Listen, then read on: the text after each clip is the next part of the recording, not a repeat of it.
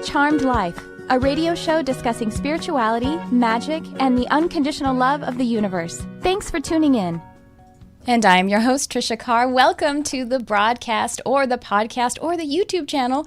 Today, I am so excited about this episode. Before we get started, I want to let you all know that I am having my intuitive mediumship development class. We have this twice per month, and there's one coming up June 23rd, 2019. Now, if you're listening sometime after that, well, guess what? We are working in timelessness, and so there's probably a class coming up because, again, like I said, we do it twice per month. So go check it out on my website, triciacarcharm.com.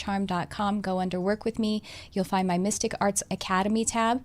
There you will also find my Animal Communication Program, which is coming up. You can start to take it on demand right now, and a 6-month coaching program to accompany it is coming up very soon, and you can join after you actually you begin that program at any time. Like I say, start with the content, but then you can join the coaching when it becomes live. So stay tuned for that.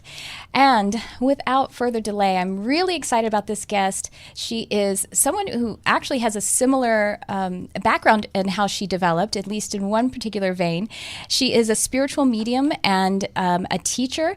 She is a former, or actually a collaborator now, with Hillary Michaels, who has been on this program many times. If you guys have been watching Charmed Life for any significant amount of time, you hear me talk about Hillary, LA Spiritual Arts. Her website is actually Happy Centric. She was my first teacher, and I highly recommend you go. So you can plug Hillary right up front, right? Yeah, exactly. It's our sister.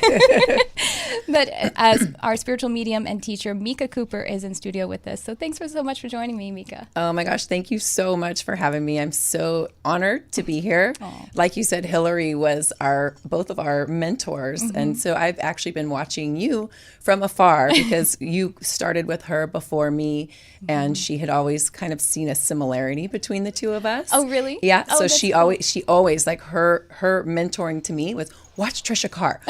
Keep an eye on what Tricia's doing because you'll really learn a lot from her and you know kind of how her journey and her path is going. She kind of saw me as going kind of in a similar way with like a kind of a similar energy, you know? Yeah. So yeah. Oh, that's so cool. I didn't realize that. And it wasn't really probably just about a year. I don't know. Like that I was working with Hillary, or maybe it was a little bit more than that. I'm trying to think of the timeline when you started working with Hillary, because I had already moved forward. Sure. And you were like into your career by the time when I first started with her, and that I want to say it was like maybe 2 years. Okay. 2 years ago. Okay, yeah, so maybe it was a couple years. Yeah, a couple years ago. But the thing is, it's hard to tell because when you commit and when you turn on the switch, boom, boom, boom, right? Absolutely. So fast. Absolutely. As soon as you say yes, the universe just starts rolling in. You can't stop it. Yeah. You can't. I've tried. There have been some points when I feel so frustrated or I feel blocked. I'm like, I just can't do this. And it's like, no, you just, things just start showing up, doors start opening, and there's no turning back. There's no turning back. In a good way. In a good way, absolutely. Well, tell us a little bit about your journey then, up to leading to Hillary and the work that you're doing now. Yeah. So let's try to condense this in a short amount of time because it really has been a lifetime. It's been a lifelong journey. I think that I've always been a medium. I had no idea. And for most of my life, I tried to block it out because it scared me. When I was little, my parents would say that I know that I had pretend friends. But I did too. My parents said that these were not pretend, but I was speaking to spirits. I don't really remember that, to be honest. Like I remember the names of my pretend friends. I remember kind of playing with them, but I don't remember what they're saying, like these long conversations. And my mom's like, you were not talking. They were there. It was not pretend. What were their names? Do you remember? Jan and McElroy. McElroy. Yeah. You can't make that up, right? So have you met them again as an adult after having reconnected? Well, your connection? I feel like it was probably my spirit guides. Yeah, exactly. Yeah, well, mine definitely. They reintroduced themselves to me. Yeah. As I was forming a relationship with my spirit guides, which I thought was new. Yes. After starting that relationship, they each identified themselves to the imaginary friends. Yeah. Different, I don't remember what they looked like then. I remember their names. Sure. You know my names? Yeah. Yeah, I want to know your names. Little Mama and Polish. I love Little Mama. Yes. I love it. The Little Mama one is pretty wild. Little Mama is, so I've told the story before on the show. I was connecting with my guides, and this guide was showing up as a gold-skinned leprechaun. And giving me these different names, Lee, Lelia, Layla, all these different versions. Okay. Leela. And I was journaling them. And one day, I was okay, fine, I'm just going to call you Lee. Yeah. And so she just became like a regular humanoid-looking woman in my mind's eye, so regular looking. Sure. And really lovely and everything. And then, so I've been connecting with her for a few months, and my cousin posted something. I don't know anything about my family, history, background, even the closer relatives. Sure. And I asked my cousin what our grandfather's name was. Like, that's how far off I am from knowing anything about my family. And through that clue, I actually went on Ancestry.com and found out that my great-grandmother was all of those names that I had been writing. Oh my gosh. The census records, they were like kind of janky. They were handwritten or typed. And so one year it would be like Lee, one year it was Layla. It was like spelled different ways. Sure. Because they were taking it down different ways. It was all those names. Oh my gosh, that's amazing. And Little Mama, the significance for me calling her that is because she was really quite short. Okay. And her daughter, my grandmother, was quite tall. And my mother's fairly tall. Sure. So like in relationships, she was referring to herself as Little Mama. I'm like your Little Mama. Oh, I love that.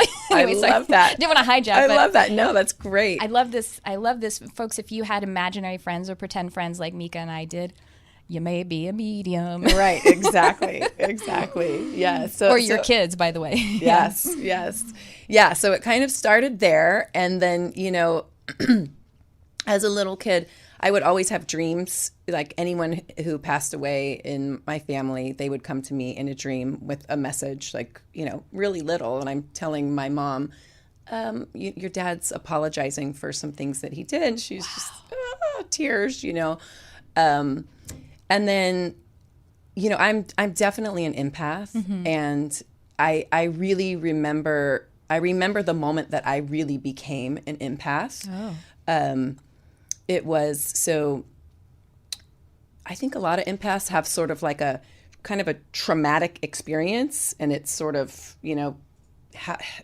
helps them to go inward, into kind of a safe space. So they're kind of and then they learn to feel out the environment around them. Mm-hmm. So when I was really little, I was about 4 years old, and I heard my mom was struggling with depression and alcoholism. And I also want to preface this story by saying that my mom is my best friend, and she's recovered. She's an amazing teacher, woman, everything. I love Wonderful.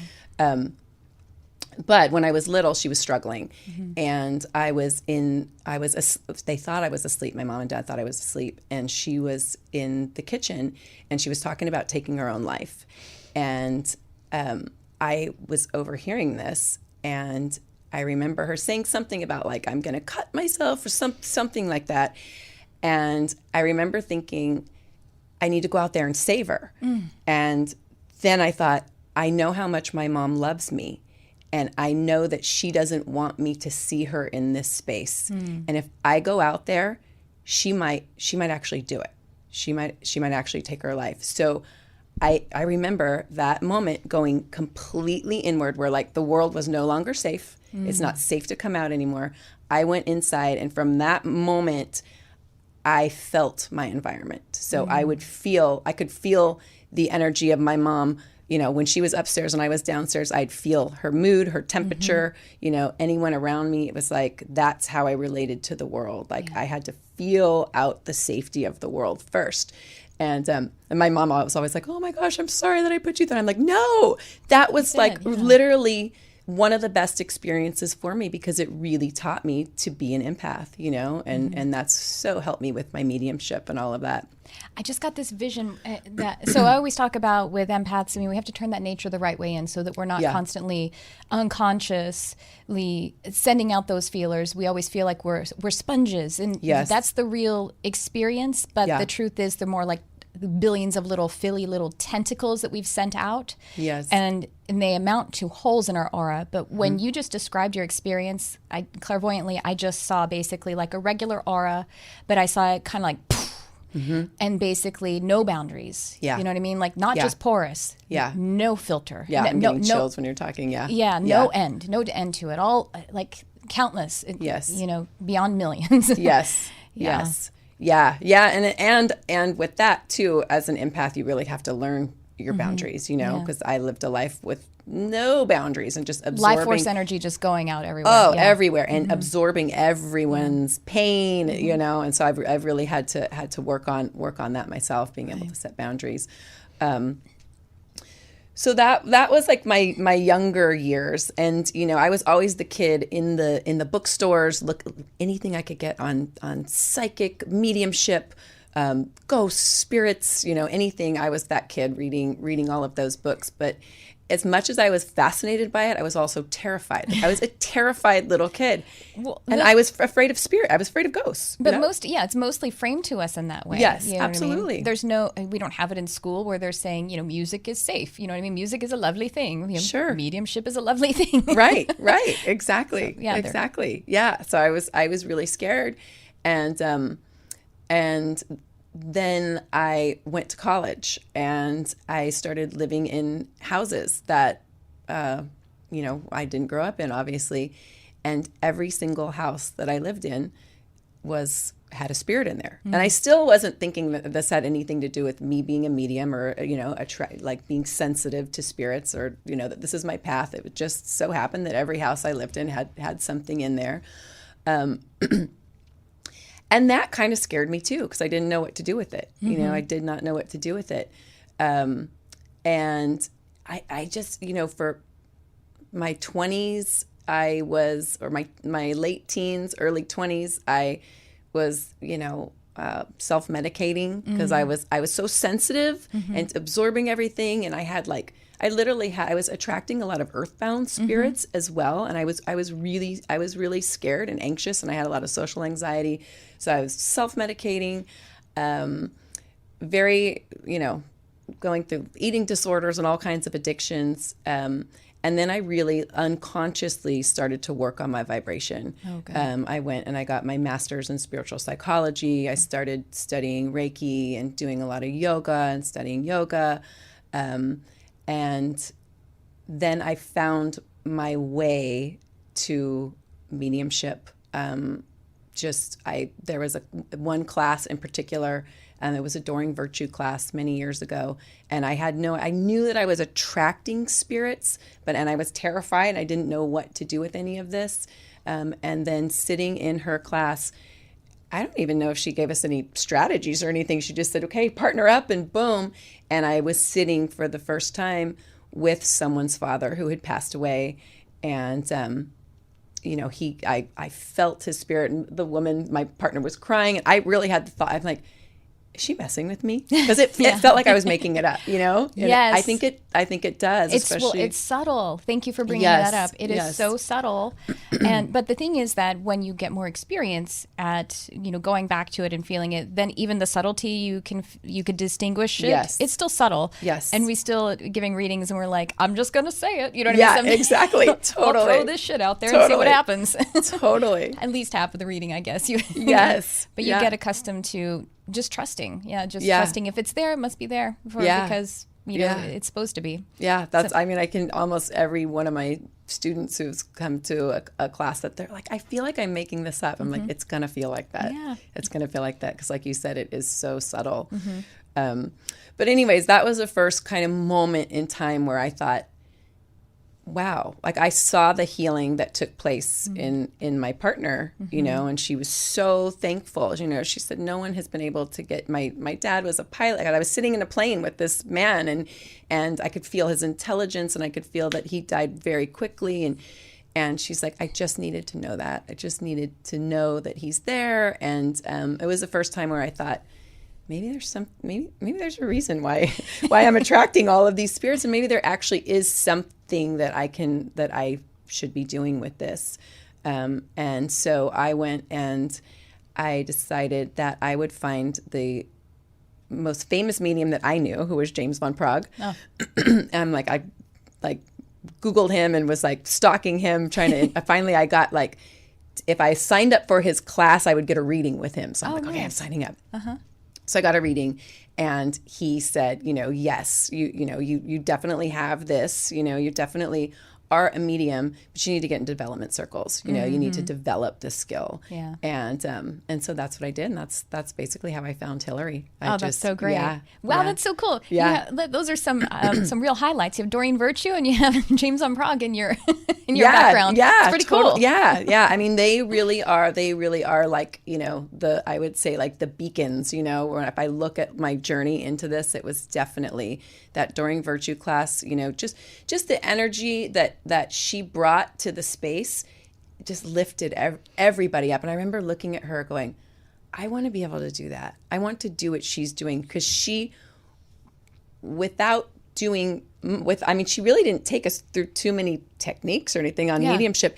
I really believe it was her vibration where she was sitting, where she was resonating, was her ability to be in that space brought us all up, so we all could tap into that spirit realm, That's the magic of teachers, I think, or healers. What truly it is that a teacher holds space so that you can remember what you already know. Yeah. And that's what she was doing. Absolutely. But there's an 800-pound elephant in the room. Let's talk about Doreen. I know. And you know what? Here's my... Let me preface this in case you folks are like, I don't even know who Doreen is, if you're not familiar, but many of you probably are. If you watch this program, Doreen Virtue is this mega popular, successful spiritual author and teacher for, I think she started really, her popularity and her success was in the 70s, 80s, 90s, and up until fairly recently. And what she's calling now New Age, which I think is kind of a dumb term.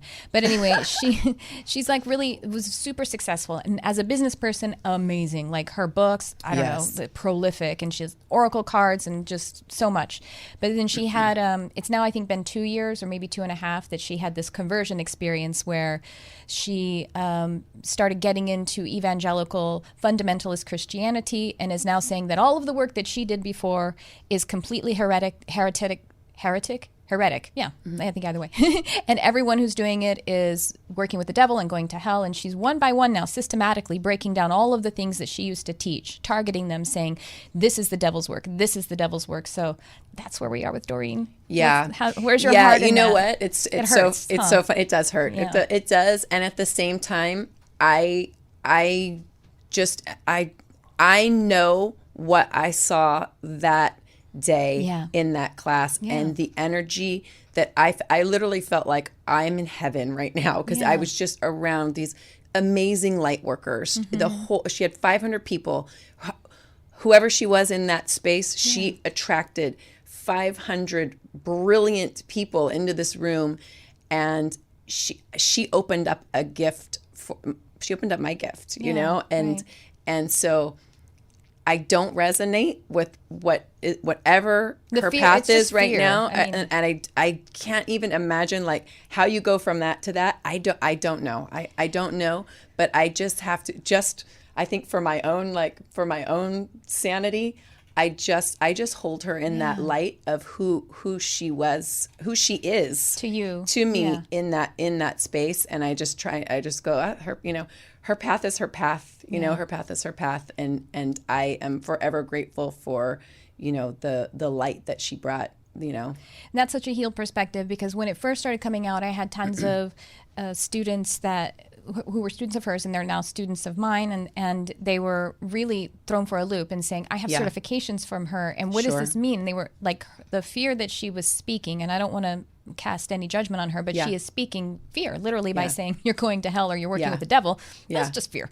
Yeah. And it was frightening them. And what am I into then? This is my guru, basically. Mm-hmm. And what I told them was, well, first of all, you shouldn't be having your sovereignty in another teacher. Your sovereignty should be in you. Yes. And so that's, I think, the first thing we want to look at is, and then also, it doesn't invalidate the truth and the light and the love that you shared with her. Absolutely. We're reborn every single moment. Yes. So tomorrow she may be a guru for us again, if that's her path or whatever. Yeah. And all she's doing is connecting with truth in those moments. And in one moment I am connected with truth, and another moment I'm connected with contrast, and I'm reborn the next moment. And so, like you said, it's her path. It's not our concern. And that time, that eternal, unconditional experience you had with her, is the thing that matters to you. Yeah, absolutely. Very well said. Yeah. Yes. And I also want to talk about earthbounds, because you have this. You had, as you were not totally open to your gift, tons of attraction of earthbounds. And let's just talk about the, I guess, more awakened or more finely tuned medium, the subject of earthbounds, because I think we also still have in our media ghost hunting and paranormal and all of that kind of thing. And you and I both work with Hillary and I'm sure we have a very similar kind of perspective about how we as mediums, or even if you aren't a professional medium yet, how we handled this subject of earthbounds. Why? What do we do? Yeah. So, I mean, I think we earthbound spirits are just spirits who have not crossed over yet. Mm-hmm. And I think, I was really, I've set a boundary now with them. So I don't attract as many of those anymore, because I've really, like, I think that the earthbound spirits are, a lot of times they will kind of tap into fear. Mm-hmm. I've really lived in one house in particular that was, it was definitely kind of that, I don't want to say it was kind of that poltergeisty energy. They were very mischievous, like very, very mischievous, and really tapping into fear, really tapping into that fear. So, and then I think as, I've set, and you just have to let them be, you know what I mean? And for me, I've just said that the beings that are allowed to come into my space now are of higher vibration. I want higher vibration, loving, angelic beings to be in my space. And I've really set that boundary. So, yeah. Earthbounds, like you said, they're just people who haven't crossed over. And I also just say, like, they're people without bodies. Yeah. And I think the misunderstanding sometimes to people is that, well, if they're non-physical, somehow that alone makes them, have a bigger perspective than mine, or, you know what I mean? Like, there's something to be amazed by, but it's just a person without a body. Yeah. And if they haven't crossed over, that means they have stepped off of their path of light, because it's for us all to cross over. So there is either ignorance or there's some kind of misunderstanding or fear that has caused them to be in that space for that time. And so, like attracts like. So sometimes as mediums, we attract them in order to help them cross by holding light, by praying, by, I don't ask them, I think again, the misunderstanding because of media, because of TV shows, which by the way, James von Prague actually produced one of them, where it's like, they won't cross over until all of the work is done. You know what I mean? It's like, no. If they couldn't figure it out while they had a body, they can't figure it out now. Yeah, exactly. They don't have any greater perspective now. Yeah. They just need to cross over. Yeah. And then they can help us with whatever. Yeah. I had a really interesting experience it was the very beginning of this kind of journey in my 20s, when I was really attracting a lot of earthbound spirits. And so my husband would go, it was my boyfriend at the time, that he would go to work early, and I'd sometimes go over and stay at his apartment. And whenever he would leave for work, as soon as he would leave, I'd kind of like say bye and then roll back into the bed. And right as I was like going down into that sleep mode, I'd feel dun, dun, dun, dun, dun on the bed. I'm like, oh gosh. And it was a little boy. It was this little boy spirit. And I was not skilled in my mediumship at all at this point. I was still, afraid of what was going on. And every day, every morning, this little boy, bang, bang, bang. So I went and saw a medium, and she said, yes, there is a little boy. He is an earthbound spirit. He hasn't crossed over, da, da, da, da. She said, just tell him to go to the light. Tell him to go to the light. And so one night I was just about asleep, and it was one of the only times when I really physically saw a spirit, because usually I feel them, but I don't see them. And I saw this little boy come above me, and I was scared, but I was like, okay, I'm going to just do what she says. And I told him, go to the light, go to the light, go to the light. And first, it was just sort of like this intuitive reaction. I kind of put my energy up towards his, and we connected. Like I felt just this little connection, and I literally saw him go bloop and sort of disappear, and he never came back. Wow. He never came back, and I feel like I helped him cross over. I had no idea what I was doing. I mean, it was not, I never took a class or anything. Yeah. It was just sort of an intuitive response to and having that one piece of information that was helpful. Yes, tell him to go into the light. Go to the light, exactly. And it kind of took the fear away. Going to that medium kind of took the fear away. She's, she just explained. Matter of fact, exactly. He's, he's just here. He hasn't crossed over yet. You can help him. Yeah. Why don't you help him out? And you've got you unbeknownst to you have a sign on it that says "Open for business." Totally, absolutely. Come talk to me. Exactly. And you're like, I don't know what to do with you. Go find somebody else. Exactly. All worked out. Yeah, it all worked out. Yeah. So clearing of blocks and limitations. This is something you're going to be talking about in your upcoming workshop. It's in 2 weeks from now. Yes. And we do have in the show notes or in the description of this program, if you're watching on YouTube or if you're watching us on Facebook Live or YouTube Live or anything like that, or if you're on the podcast, you can go into the description and you'll find a link to Meika's website. And there's actually a promo code. And the workshop is June 30th. 2019. Yep. So if you are listening in advance of that, there's a promo code there. Yes, there's for all your beautiful listeners, and the promo code is Tricia Carr. And it's in person in Los Angeles, right? In person in Los Angeles, and it's in Culver City at the 4 Point Sheraton in Culver City. Yeah, nice. Yeah. Well, tell us about the clearing of the limitations. Tell us about everything that's going on in your workshop. Yeah. I'm so excited about this workshop, because this workshop it's really unlike anything I've ever done. I've been teaching development circles, and for some reason I just got this feeling I wanted to just kind of step things up a little bit. So it's called Awaken, a journey into intuition and spirit connection. And it really is a journey. That's really what I wanted to do. I wanted to take the morning. We're going to just really delve into our spirit.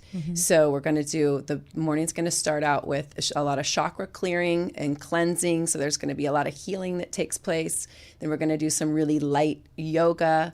I've got my crystal sound bowl, so we're going to do sound baths, and really the whole point of that is, it took me a while. Like, I would go to these development circles, and it took me a while to connect, because for several reasons, I can get really heady. I'm in my head. It's hard for me to it was hard for me to kind of dip down into my inner self and really get connected.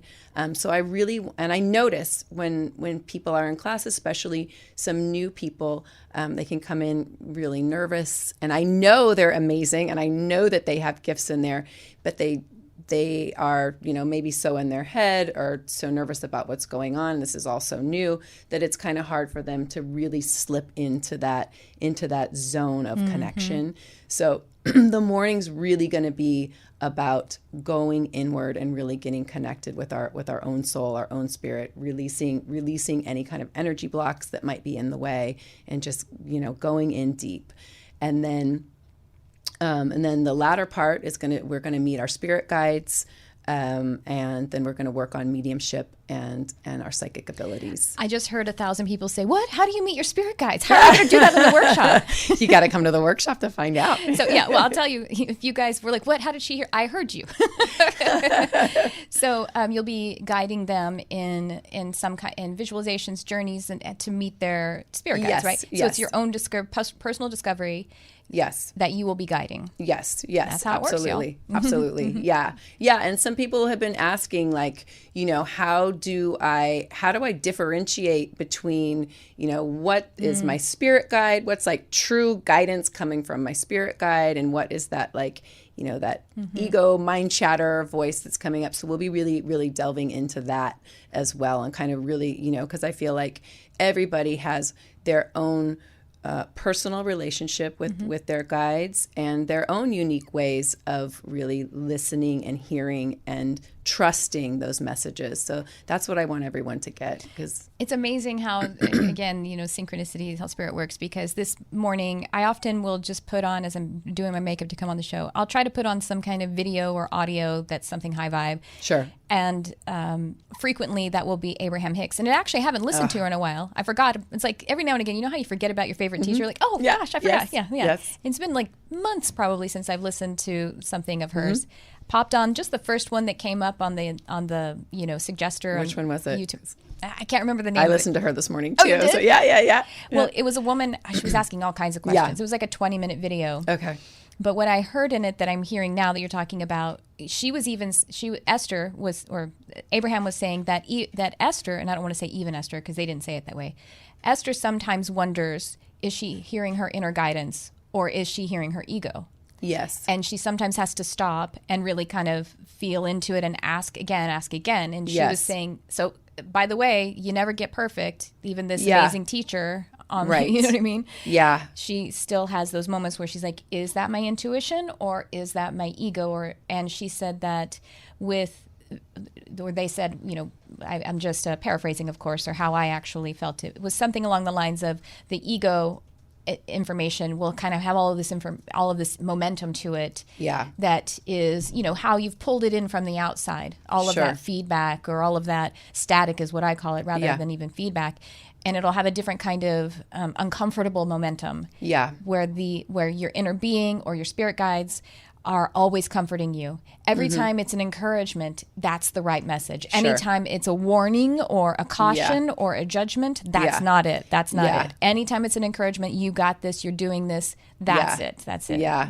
And I always feel like that ego mind's always trying to figure out something, like it's problem solving. It's, that intellect is always trying to, it's more like methodical, and it's trying to kind of keep you safe or that, and by keeping you static. By keeping you, exactly. By not allowing change. Totally. And that not allowance of change could be like forcing your will into this direction because that's how other people do it, and that's what's proven supposedly by looking at other people. How do you know what their experience is? No one knows the heart of a man but God. Yeah. And so that's I think it gets more and more intelligent too. So that's why we're never going. Absolutely. We don't even want to be free of it. Right. But that's why we do continue to do our work and go to workshops like yours so we can fine tune that even more. Yeah. But it's always there. It's always the encouragement, as Abraham was saying, is always the inner being, is always the spirit guide. Yeah, and like you said, there's just a different kind of a frequency to it, just a different way that it sort of resonates within. It, like,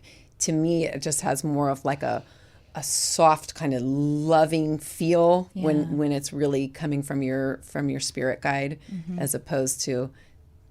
For me, there's like a little bit of fear maybe in there, that kind of fear frequency when it's coming from the ego. Yeah. But it is a subtle difference.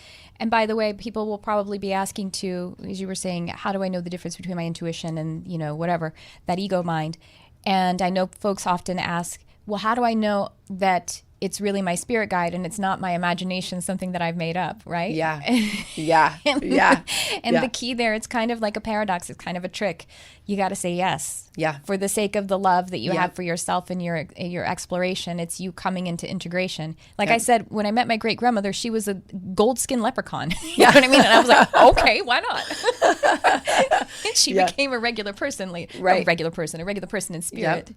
That was my perception. It was the portal for me to connect with her, and it all just all worked out. Yeah. So you'll be helping people to come into that, right? That seeking and confidence in connecting with their spirit guides. Yeah, absolutely. Mm-hmm. Yeah. Absolutely. Yeah. It's all about trust, like you said, and saying yes, Yeah. So that's your workshop that's coming up, and some of the other work that you are. Tell us about the work that you're doing now. You do one-on-one sessions, and yes. so I do one-on-one sessions. I do life readings or spirit readings. So if you want to connect with a loved one, I do those. I also have a mentorship program. Right.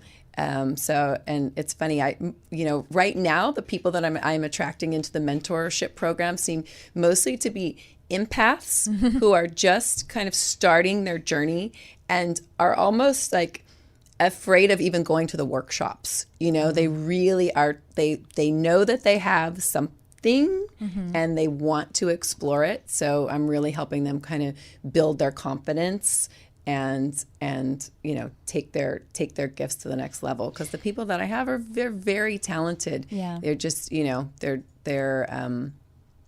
very sensitive. So what is your mentoring program like? Is it a group kind of mentoring? Do they get together as a group, or is it one-on-one? It's one-on-one. Yeah. Okay, it's one-on-one. Great. And so that's a safe place, especially for hypersensitive, hyper-empathic. And when you're still getting that empathic nature to be a superpower instead of this, sponging experience. I totally relate to that. Like, what, a 5-hour workshop? Forget it. Yeah. I'm gonna be tired after an hour. I'm gonna feel awkward. I'm gonna be yoga? No. Yes. No. I totally understand that. Yes. But guess what? You sensitive empaths, you can get to a place where you're like, sign me up for the 5-day workshop, whatever it is. Yes, Not just 5 hours, 5 days. Exactly. It sounds like, and your workshop is kind of like a mini retreat, is really what it sounds like. Yeah. And that's where I see it heading, because there's so many things that I want to incorporate into the workshops. So I feel like this one's going to be a 1 day. And it'll probably, and it's at a hotel, because I feel like, I want people to have that experience of, it feels like a getaway, it's like like I said, a journey into spirit, so you're kind of getting away, going to a nice hotel and having that experience of opening up to your own gifts and just delving into spirit. So it's going to be a great day. Right. But I do see like retreats on the horizon and kind of lengthening the period of time, because there's so much that I want to get in 1 day, and I feel like there's so much more to offer, so it'll expand very soon. Tell folks the distinction of life readings and doing obviously I think the spirit connection one is obvious. That's connecting with past loved ones or maybe even your spirit guides, whether you have past loved ones that you know about or not. That's still the spirit connection experience. And what are life readings like? What would they expect if they wanted to? So hold on 1 second. Sure. I've got a little bit of a cold here, so I'm and I'm just vamping a little bit. It's like yeah. Okay. Yeah. So the life readings are really, if you want, it's really about looking at your life's path, helping you to kind of uncover your life's purpose, like any areas of your life where you're feeling blockages. Could be career, money, love, relationships, health. We'll look at those areas of your life and help you to remove those blocks. And there was one other thing, and sometimes it goes into I leave it up to spirit, really. You know what I mean? Yeah, so sure. I don't really have like I have a very loose structure for my readings, but a lot of times spirit will step in, and sometimes we'll go into past life. There'll be some past life stuff that comes up. Sometimes there's a need for energy healing. So like I said, I sort of leave it up to spirit. But and the energy healing you do, is this a modality that is like Reiki or something specific? It's like I am Reiki trained. So it's mostly Reiki healing. But it sounds like, and I think this is actually a good cue for people who are highly empathic, that you sort of use Reiki as a tool, but you aren't like beneath the structure of it. You let spirit Absolutely. Yeah. Absolutely. To be honest, I hardly remember the structure of Reiki. I really don't. Like I took the courses and everything, and then I just kind of integrated it into everything that I'm doing, and I honestly just let spirit guide me. Right. You know. Because that's another service that I do as well. I'll do energy healings, and there really is no set structure to that either. You know, people come to me and they say, you know, I'm having some issues. I feel like I have some blocks in my chakras. I need some help, and I'll just let spirit kind of guide. We use crystals and sound, and you know, wherever spirit kind of takes us. And are you? So it sounds like you're obviously very clairsentient, and clairvoyance is something that the visualization is something that is also a part of your mediumship. And, yes. And actually, you're medium, but you also like are an intuitive. So you use kind of that basic intuitive, not basic, but more general intuitive connection. It's not necessarily always like, well, this spirit guide is giving me this information. It's from that grander spirit connection. Sure, absolutely. And so clairvoyance is, tell me about your clairvoyance. Was that something that sort of opened up after you got more into like the training, or was it something that you noticed? You were talking about the little boy ghost and you mostly felt him. Yeah. But then you saw him in that experience too. Yeah. So I feel like I've always used a combination, and I think the clairvoyance, that started when I was little. Like I remember, you know, my dad was my teacher, and so he would, you know, there'd be like something like, you know, who would go out to recess first or whatever, you know, pick a number between 1 and 10. I would always guess I could see the number. Anytime there was anything with numbers, I can see numbers very well. So I kind of always I would get flashes of things in my mind's eye when I was little, about things that would happen, or just sort of knowing, you know, in my mind's eye. And that I shut that off for a while, until actually that during virtue class. And that was really I feel like I start with the clairvoyance. I'll get the image, and then it's all clairsentience. That they really only give me maybe 1 or 2 little images, and then I have to feel into everything else. You know? So I feel into the image. That's kind of how I work. So it's the combination. Interesting. Yeah, I think that happens with me a lot too. And then I'll kind of like, we start again, and then there's an image. Yes. You know, but it does seem to start with clairvoyance. That's true. Yeah. And I think that is a reliable way to start too. Sure. Yeah, because then you interpret it. Or I guess claircognizance is a really great way, but that's just basically alignment. And then there's just the knowing, and then basically we're in channeling. Do you channel?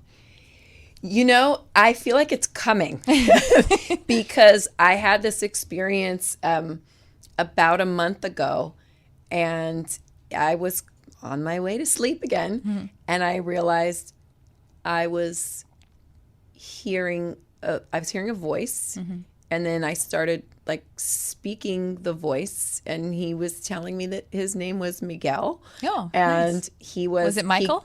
Archangel Michael? No, I know, because he told me, he gave me the like lateral, like the points on, he told me that there was a connection. He gave me the points on a map of where he entered. And so I looked it up, and it was like somewhere, I feel like it was somewhere in the Middle East. And I won't go into like his message or anything, but it was like coming out of me, and I'd never had that before. And then I kind of went, ooh, like I didn't, you know, I wrote down everything, but I feel like that's kind of the next step. It was exciting because I hadn't channeled before. So the place where he entered, so basically we're talking about a portal into the dimensionality of the earth. Yes. Is it possible? So this is maybe an interdimensional. So it could be of archangelic, or it could be cosmic star being ET. Yes. Is that what you think? Maybe. So where did he tell? We're going in. We're going deep. Yes, I know. Now I'm trying to remember. I wish I had my notes here. I'm just putting it out there. Yeah, no, because he told me where he was. He told me the star system that he was from, and I can't remember where it was. That's okay. Yeah. It's still, the message is still, the download basically is still unfolding. That's Yeah. exciting. Oh my gosh, you got to come back and tell us. Yeah, I know. Yeah. You're open up a whole nother chapter here of downloads. Was it Arcturus maybe? Do you think? You don't know. No. That's fine. No. Yeah, we'll think about it later. Yeah. Okay. Yeah. Because I used to, I guess that's, it's more downloads than channeling. Downloading is channeling too. It's the same thing. Yeah. Yeah. So I guess, yes, then I do channel. Because I've gotten a lot of downloads. I've got from mostly Pleiadian energy. Yeah. Over the years. Amazing. That's how I had no idea, in my 20s when I was like wild and crazy and, it was the starting of an awakening, but I was also very asleep. But I would get these downloads about this great shift in consciousness that's happening on the planet. Yeah. And I wasn't thinking about that stuff. I wasn't. And I was, oh my God, what's happening? And now, fast forward, it's like, it's so obvious about, You have a Nordic Pleiadian look too. You know what I mean? Yeah, totally. Yeah. I'm very, very, very connected to the Pleiadians. Me too. Yeah, absolutely. That's Yeah. so cool. Wow. Yeah. Well, okay. So we're about out of time, and are there anything else you want to share? Maybe, do you have any tips or any way that people can right now today, before they go to your workshop, start raising their vibration and connecting with their intuition? Those are kind of one and the same. So any tips there? Yeah, absolutely. Absolutely. I mean, really for me lately, the biggest shift in vibration has been my mindset, has been like keeping my thoughts as positive as I can, doing those things that really, connect you to your soul, whether it be, meditation, yoga, anything like that. But I think really being, here it is, being kind to yourself, being loving and kind to yourself. That is, because I think, we all have that negative mind chatter sometimes, and that is such, it so lowers our vibration, and it's so not necessary. We all have, a divine being within, and just taking care of yourself, being loving, self-care. I think that is the tip of the iceberg on how to really start to raise that vibration. Just being very kind and loving to yourself, and telling yourself really, really good things. Looking in the mirror work is amazing. Mirror work is hard for me. It is. But if you can just just for a second, just look into your own eyes and just say, I love you, or I like you, you're not so bad. You can start there.